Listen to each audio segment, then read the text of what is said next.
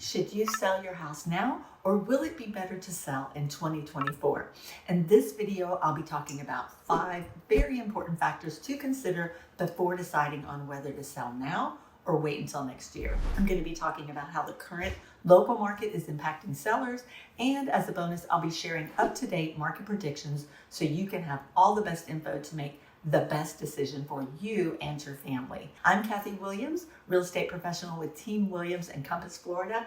I've been helping people buy and sell homes for the past 8 years, and I've done around 200 transactions. During my initial consultations with clients, I'm always wanting to make sure that they're selling their home for the right reasons, because it's a huge life decision, and selling a home is a lot easier if you've thought through all of these things.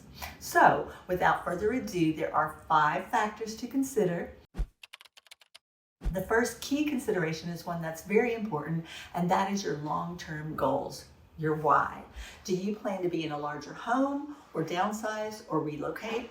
Put aside your thoughts about the housing market and take a moment to evaluate your reasons for selling and how it aligns with where you see yourself in 5 to 10 years. If you're really unhappy with where you are now, then it's important to weigh that into your decision. Maybe you really want to be closer to family or friends. Maybe the current area that you live in just isn't providing you with the lifestyle that you want. Yes, it is important to consider the housing market, which we'll talk about in just a moment, but you do need to consider your long-term goals for your life as well. The second key factor is finances. Do you have savings for moving expenses, for example, and the expenses that come along with purchasing your next home? Have you lived in your current home long enough to have gained equity in it? As a real estate professional who has done many price valuations, I can do a comparative market analysis on your home and give you a price range that I think your home is valued at if your home is in the Orlando area. Of course, I can also give you a breakdown of how much it would cost to sell your home. In other words, I can give you an estimate of what you would be netting after closing costs. So if you would like to receive a valuation of your home, please click on the link in the description box below. The third factor is interest rates.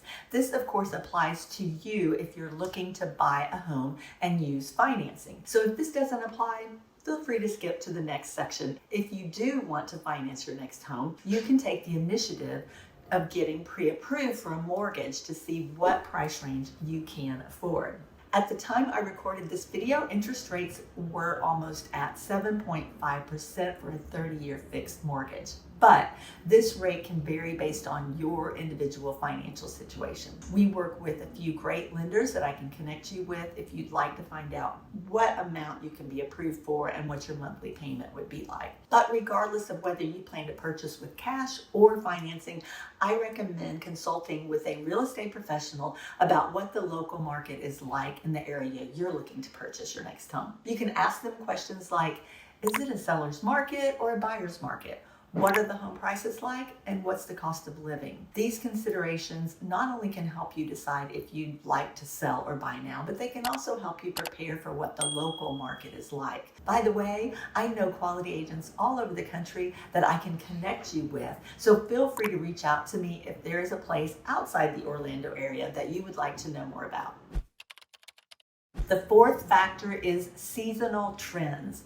Generally speaking, the housing market is slower in the fall and the winter, and then it picks up in the spring and the summer. But even though the fall and winter seasons are a bit slower, the upside for both buyers and sellers is that there's less competition.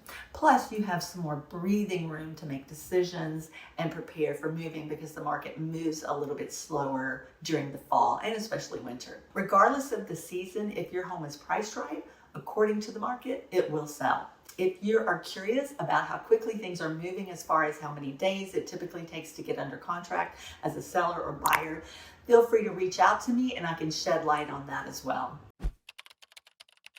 The fifth factor is the current market condition, and specifically I'm going to be talking about the current market condition of Orlando, Florida. Knowing the current market conditions can not only help you with your decision to sell now or wait, but it can prepare you for what the market is like should you decide to sell your home. Here we go. Here is the latest about the Orlando real estate market. The market has slowed down quite a bit because of the higher interest rates.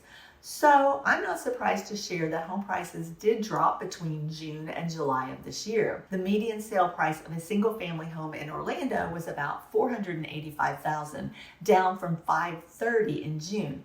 But if you've been watching my channel, you know that the median sale price of a home in Orlando was increasing from February to June of this year. So overall, the home prices have still been trending up since the beginning of the year, and prices are up year over year as well. The median sale price in July 2023 is up 3.2% compared to the median sale price in July of 2022.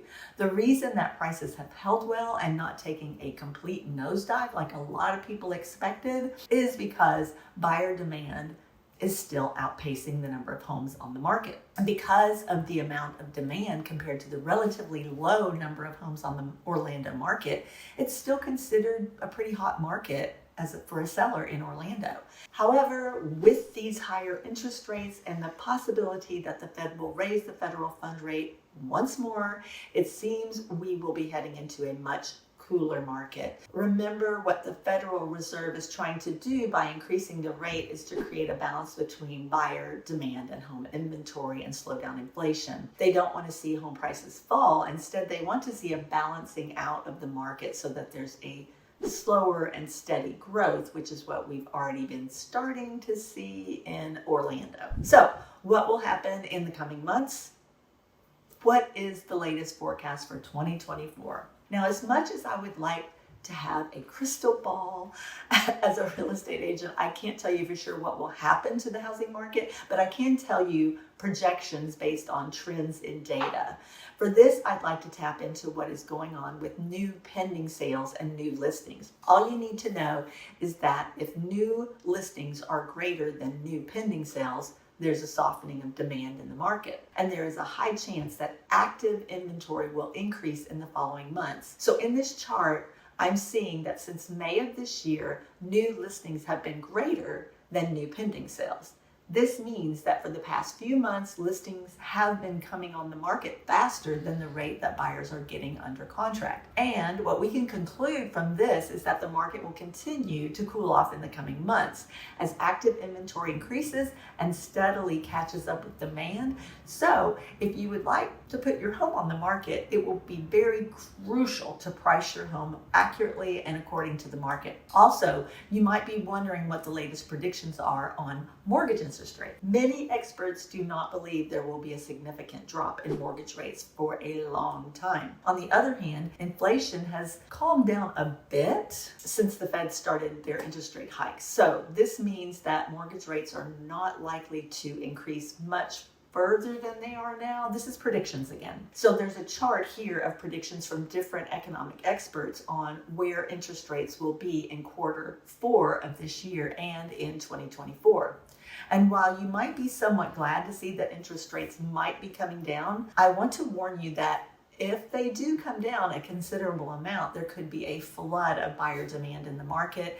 And at the same time, the inventory could remain tight because over 82% of homeowners have an interest rate lower than 5%, and they might want to stay right where they are and not give up that low rate. So if these predictions are true and you wait until 2024 to sell and buy a home, on the one hand, you'll have a lower interest rate, but on the other hand, you face more competition and a likely higher purchase price because of the demand. Whereas in the current market, there's a higher interest rate, but there's waning demand, less competition, and stabilizing prices. Either choice of selling now or waiting has its potential pros and cons. There is no one-size-fits-all answer to the question of whether you should sell now or wait. It's a decision that involves a careful balance of market trends, financial considerations, and personal needs. If you would like to talk things through a little further with me, please feel free. You're more than welcome to contact me, and my contact information and the link to schedule an appointment with me is found in the description box below. I've also got some great resources for you that you can check out in the description box. Thank you so much for joining me today, and whatever you decide, I'm here to help. Be sure to subscribe so you can get more helpful information like this and stay up to date with the local Orlando real estate market. See you next time.